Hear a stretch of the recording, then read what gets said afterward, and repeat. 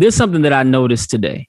I was watching a black church. This is a church down in Texas, and they were having service again. Not a lot of mass going on, just kind of getting back to the normal service. They were free. They had some shout music. Yeah, they were free facing. Free facing. Cause I'm free. Free facing. That's funny. So they were free facing it, normal church. They had a praise break. And I realized there was a time when most black people were shouting and clapping on the 2-4. And there was like one or two kind of weird people that were doing the 1 and 3 thing. But let me tell you, when I say that 80% of this very black church, there was nothing about anything else about them that was not straight up a black church in Texas. But they were all clapping on the 1-3.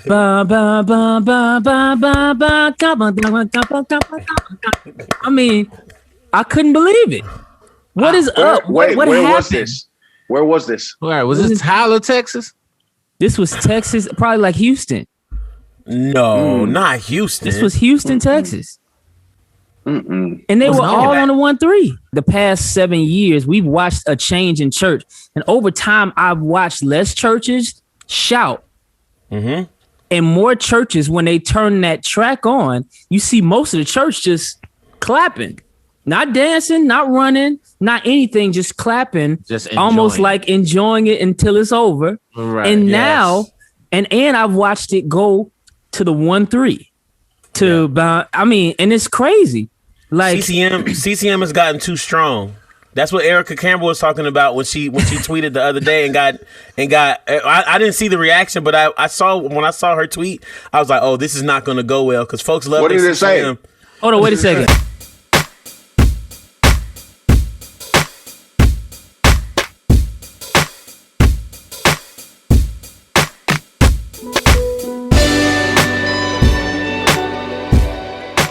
What's going on, everybody? It's Jonathan McReynolds. You're watching Monday Casual. I'm here with my friends, my brothers, Still, Kill, and Destroy, otherwise known as D, Thad, and Leon. We call them Still, Kill, and Destroy. Why? Because in this show, they get to be the devil. I'm the one that has to be the angel that holds it all together, redeems these conversations, keeping it holy.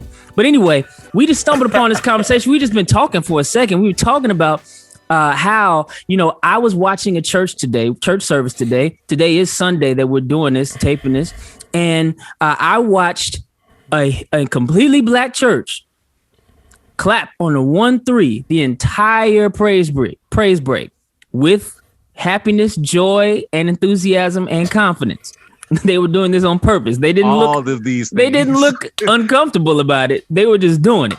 And so I realized over the years, think about it. When I first started, there were organs everywhere, pianos everywhere, not a guitar in sight. Maybe one electric guitar every 10 churches. But for the most part, they had never seen an acoustic guitar in church. And they were trying to figure out how to make it loud enough for me to sing No Gray. Now we go to church and they have everything you need for acoustic guitar. People that can't even play it that well are up there. This is according to D. Are up there making up. No, clear out. Let me speak for myself. I remember the days. You remember the days too, where we would show up at a midnight musical and shut the church down for 15 minutes. While they had to look for a way to amplify our acoustic guitar. Absolutely. Everything came to a halt. They'll bring you an electric guitar amp. Right. Into that. Oh my goodness. Yeah. Oh my God. Our guitar player plug up into that all every week. That should work. Unbelievable. So we've gotten a chance to watch the church move from like this organ, very shouty, dancey bass place. And I'm seeing a lot of them. And I'm sure there's still churches that be like, hey, man, we still do that. But I'm watching a lot of these churches. And I'm talking about the ones that I sing at, the ones that I see on Facebook Live, the ones that I see, that I might just go to a friend's or something like that. I'm seeing a lot of churches get real 1-3-ish. And that's amazing to me. That breaks my heart. It kind of breaks my heart a little bit. It does. A little bit. Hey, bro. Because that means CCM has gotten too strong. No, millennials are just too powerful. Millennials are over the hoopla of church. Like, I ain't come here for all this. But it's hoopla. But that has nothing to do with counting on the right beat. That has nothing to do with counting on but you gotta think about it. They don't listen to this. They don't listen to it. All genres though have gotten a little bit like that. So I mean, when I listen to rappers and stuff like that, they're rapping ahead of the beat. They're not even rapping. No, that's because of lack of skill. I don't know. Like ain't none like these rappers now. They're not even talented. Like if you couldn't rap and somebody put up a beat, you'd be like, yo, you would still stay on beat and behind the beat in a certain way. I'm sorry. Do that again really quick. Yo, but the do ba. Yo, but the da, but the give do ba. And this is foolishness. You slashing through the lane. You got a little James Harden on you. In 1999 or in 2005 or something like that, if you were rapping, like if you were joking or just trying to like fake it, you would rap still behind the beat. But now they're so ahead of the beat. It is so crazy. Like, and they don't care. It is. They don't care. It is. So what I'm saying is we have as a whole unit have gotten a little 1-3-ish with our rhythm. There have been many conversations even within the gospel genre. And now I personally, I can't tell sometimes if people look at me as part of the solution or part of the problem sometimes. So I just stay out of it. You know what I'm saying? Hey man, I'm just being me. Hey, I'm Kojic. I like the Backstreet Boys growing up. You know, my aunt and uncle, I got a white uncle. He took me down to Branson a few times. You know what I'm saying? I've been all over the place. Branson was lit. Hey man, Branson was lit. Where's Branson?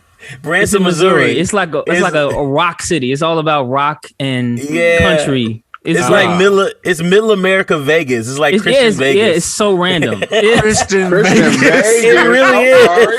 It's like Christian Vegas, bro. I don't remember being that Christian, but it's definitely Midwest Vegas for sure.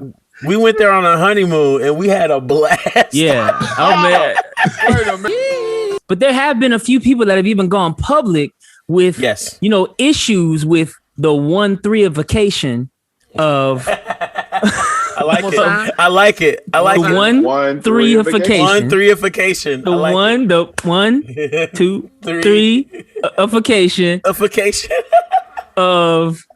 of at least Christian music, at least gospel music, and probably in general, just black music in general. So I mean, how y'all feel about that? Are we going down, or are we going up in a beautiful way? I feel like for us to be going up in a beautiful way, there'd have to be more of an exchange. And this is just my opinion. I feel like black music is getting watered down, but then I'm sorry, what is black music? Gospel music. Like gospel music is black. Like gospel music is the music. Let me preface this by saying all music is black music. Because everything came from our beats, our rhythms, our melodies, I just want to say that Leon just sat up like, okay, that's better. I did. But the music, that's the entryway. But then we know that over the course of time, right? Like gospel has been the lane where we flourish, and then folks take and emanate or emulate. It's always been gospel, but now it's flipped. It was the thing that was least copyable, compromise. Like you couldn't just. Okay. White people weren't taking Ricky Dillard songs and you're like, oh, I can dumb that down. You just couldn't. You know, we were taking the Hill song. Let me just say, I've been to Germany and some other places. Oh, no, they take it. Yeah, you're right. Sweden, yeah, definitely seeing New Direction out there. Like in Sweden, they take everything. Yeah. Da. No, for real. Man, and some of them kill it. They do a great job at it. They slap. Some of them absolutely kill it. Yeah, they slap. Now it's in context. They ain't saying the words like, been born again. Like they ain't like I've been born again. Right. It's definitely like I've been born again. I've been born again. And it's really interesting to watch people and not some of them is really coming from their heart, and that's really how they hear music. And the other ones, it is a science. It's like a skill that they've learned. And I just had a conversation with another artist. I'm gonna leave the names out of it, but I just had a conversation that they were talking about why don't we teach Black culture? We don't do that. Like we don't teach people how to sing Black. We don't teach other Black people how to sing and play and do things. We don't have to. It's envied so much that people just go home and keep doing it until they get it. And guess what, Leon? That's why we have the 1-3ification now, because obviously that's not the truth. Because that's what I'm saying. Other classical music is taught. Opera is taught. So many other forms of music are taught. They're codified and trained. We, for some reason, feel like our beauty is kind of in the improv and just kind of feeling it and knowing it. And we haven't actually maybe passed down some of the soulfulness that people are missing. We haven't passed it down in a very systematic way. The real talk here is there even a problem? There is. Is there even a problem? Yes, there is. Go ahead, D. Why is that a problem, though? Why is the 1-3ification of the gospel? Why is that the issue? Who cares? Because here's why I care. Is because it's not a progression that we're making naturally. Like, it's not just like, I feel like there have been folks that have come and modernized the gospel, the Ty Tribbett's of the world, the James Fortunes, the Kirk Franklins, that modernize the sound.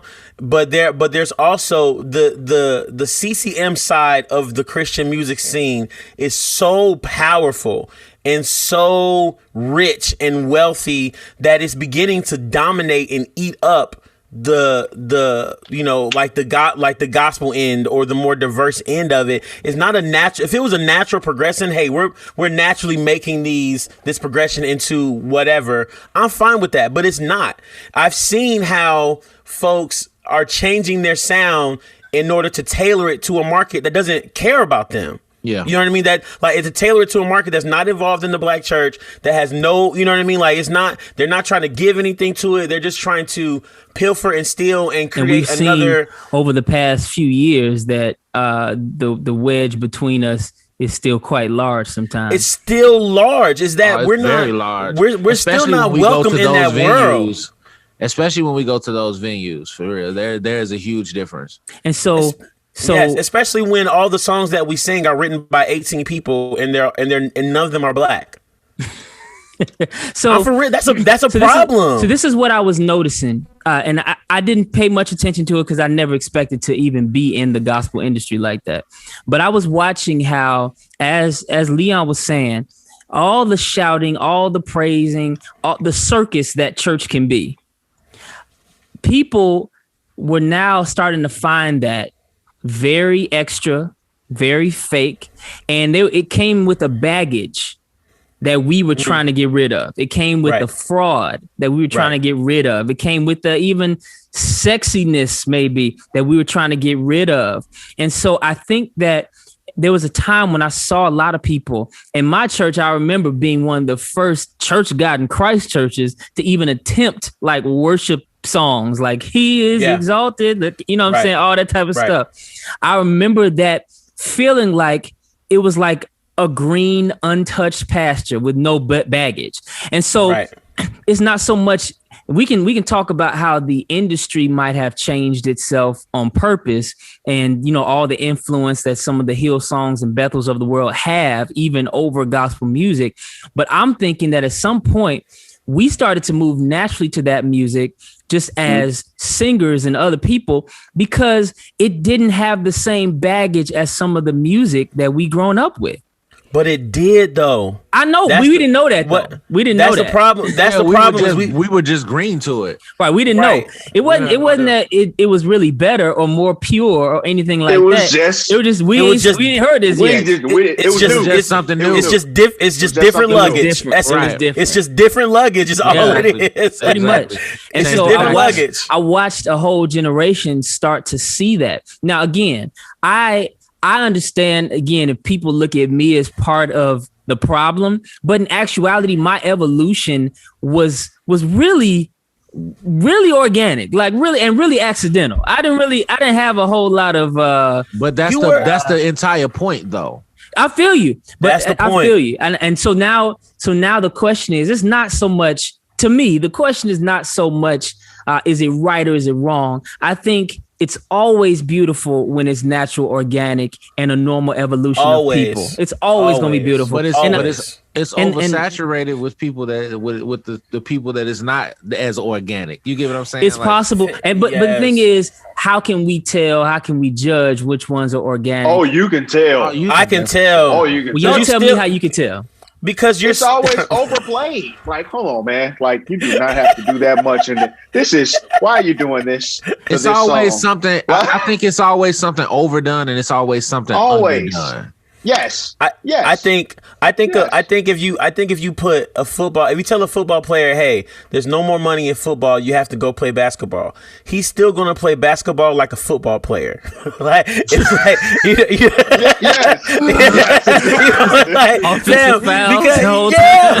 flagrant 2. He got the most recorded flagrant 2 fouls. Like he's straight up, he's knocking people into the stands. Why? Because football is in his bones. So my definition of gospel music, and again, I'm not saying this is a good way of doing it.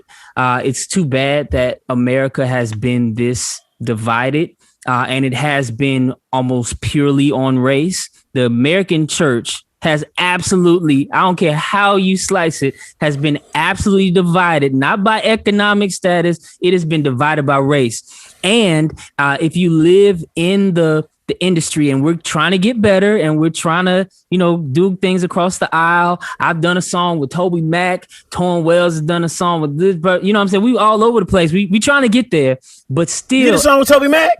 I did. I love Toby Mac. He's great. You didn't know that? I didn't know that. What song was that? What kind of brother you? But anyway, but you cannot get away from the fact that the American church, I don't know about everybody else's church, but the American church is absolutely divided on race. And you understand that gospel and Christian, those two different names, are absolutely, completely, 100% talking about race. So if you say that is not, I'm not saying that we should be talking about race. I'm not saying that there is white or black or male or female or Greek or whatever. I'm in the body of Christ. I'm not talking about scripture. I'm not talking about Greek. I'm talking slave about or free. Right. I'm not talking about that. I'm not saying this is the way it should be. I'm saying this is the way it is. The way it's absolutely 100% on race. Ask why there is a Church of God in Christ and then there's Assemblies of God.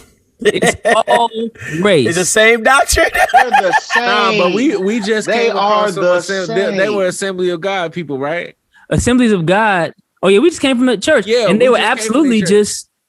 I mean, the white Kojic. Kojic. It's Kojic. Yeah, basically. Yeah. And honestly, they just couldn't get all those pastors on the Bible Belt. Basically, that's what he kept saying. They couldn't. They couldn't fathom the idea of being under a Bishop Mason, a black man. You know what I'm saying? Yeah. Like, we'll get ordained by him, but we're gonna go over here.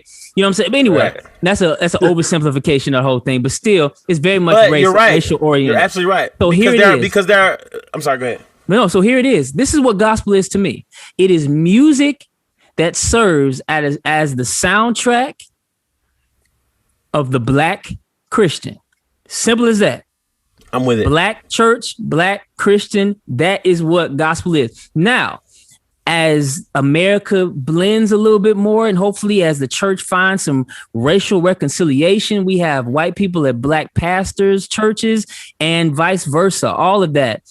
Those lines are being very much blurred, and you'll go to those churches and hopefully you will hear those both the styles of music that are born of the Black gospel experience and white Christian experience. But at the end of the day, what gospel is and has always been, that's why at some point it was highly uneducated and very simple, and the words may not have been ultra deep. And now we're moving into a time where they're a lot more all-encompassing and maybe more verbose and more intellectual and deeper, because the Black people that sing it and listen to it have changed and evolved over the years. So that's all gospel music is to me. So if you tell me that so-and-so is making music and it is Black Christians that are listening to it and driving those sounds, I'm going to assume that is a gospel artist. That's me. I understand there's some sounds that have been attached to it. And you know, the heyday when we first decided to call it gospel music, there are some sounds, and I just pray that those sounds get moved down and passed down from generation to generation. We never lose our flat seven, and we never lose our diminished chords. But at the end of the day, it is always going to be defined by the type of people that sing it. And as of now, where things are still very much divided by race, gospel music is what me, D, Thad, and Leon make it.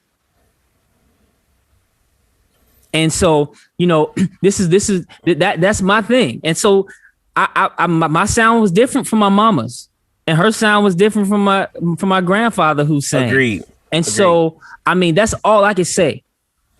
So that's so complex, man. Though, so wait, do you make gospel music, Jono?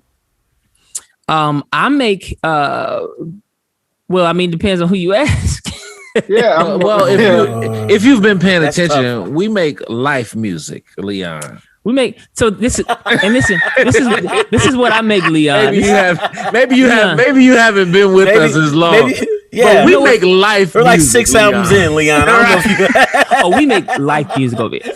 We make life music.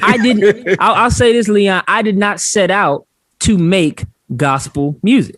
Right. But I think that by the definition I just shared with you, yes, I am absolutely solidly a gospel artist. And why? Because my music has been the soundtrack, maybe not of a whole lot of people, but a good amount of people, the soundtrack to their lives and even some of their church services. And I definitely didn't make it for the church Sunday service. Morning. I didn't make it for Sunday morning. That's the only thing that was probably pretty intentional about, because I had been in church my whole life, and I feel like there was a gap for me in what I got to listen to and learn that didn't just talk about the Monday through Saturday of life. And so I intentionally did that. But as far as who's listening to it and whose life is it mirroring and reflecting and then therefore resonating with in other people, it's absolutely gospel music.